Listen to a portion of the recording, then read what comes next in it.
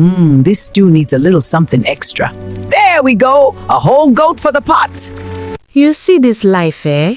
Sometimes the prayer you cry with tears is the same prayer that will finish you. At exactly 12 a.m., the money appeared. No knock, no sound, no alert, just bundles of fresh notes sitting quietly on her table like they had always been there. And every night after that, it came again. But what she did not know was that something else was leaving, quietly, slowly, and permanently. Her name was Amara. She lived alone in a small apartment in an unnamed busy city, the kind of place where generators hum louder than hope and everybody is pretending to be okay. The kind of city where your neighbor can be rich today and broke tomorrow. Bills were everywhere, unpaid rent notice on the wall, her phone screen cracked but still functional, 3 missed calls from her landlord, 2 from her mother, 0 bank balance. Her fridge was empty except for a bottle of water and 1 expired yogurt she had been avoiding for 3 days. She was tired. Not normal tired, life tired. The kind of tired where even breathing feels like effort. The kind where you start asking questions like, God, is this how my life will be? That night, she sat on her bed and cried. Not small tears, ugly, frustrated tears. The kind you cry when nobody is watching. My God, she whispered, even if it's magic, even if it's not clean, let money just come. I don't care how. She wiped her eyes, but the words had already been released. And sometimes words are invitations. Around midnight, NEPA took light. The room went dark. She hissed. Of course, perfect timing. She reached for a candle. Her hands were shaking slightly. When she lit it, she froze.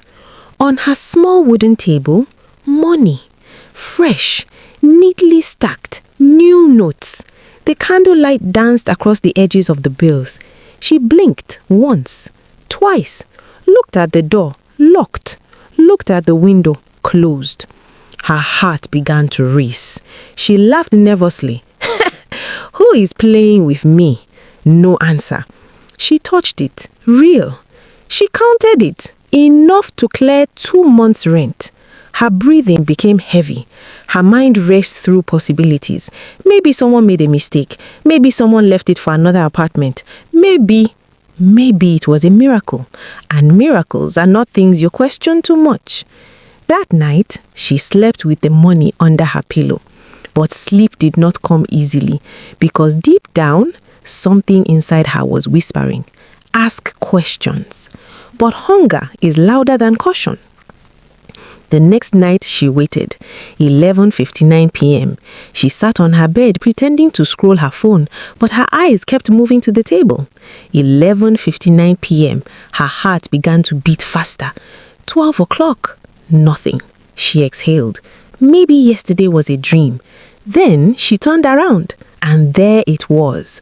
More money. Quiet. Perfect. Waiting. That was when she understood. Something had heard her, and something had answered. But she did not ask what. And that was her first mistake. Life changed fast. I mean fast. Rent cleared, new phone bought, hair done, clothes upgraded. She sent money home. Her mother's voice suddenly became sweet again. Amara, my daughter, God is finally remembering you. Friends that ignored her began asking, girl, what are you doing differently? She just smiled because how do you explain midnight money? She started a small business. It grew quickly. Customers came. Others doubled. Money kept coming. Every night, 12 a.m. Faithful, reliable, addictive. Soon, she stopped waiting nervously. She started expecting it. Soon, she stopped feeling afraid. She started feeling chosen, special, favored. And that was her second mistake. The first warning came quietly. Her favorite gold necklace disappeared. She searched everywhere, under the bed, inside her bag, bathroom sink, nothing. She blamed herself. Maybe she misplaced it. The second warning was stranger. Her best friend blocked her everywhere. No fight, no argument, just gone. The third warning hurt more. Her mother stopped answering her calls. Days passed, then weeks. When she finally picked once, her voice sounded distant, cold, almost unfamiliar. But the money kept coming. So she kept quiet, because who complains when miracle is consistent? Then something changed. After collecting the money one night, she felt weak. Not sick, just drained, like someone had taken something invisible inside her. She checked the mirror. Her face looked slightly dull. She blamed stress. The next day, things became worse. Her business began to fail mysteriously. Customers cancelled orders.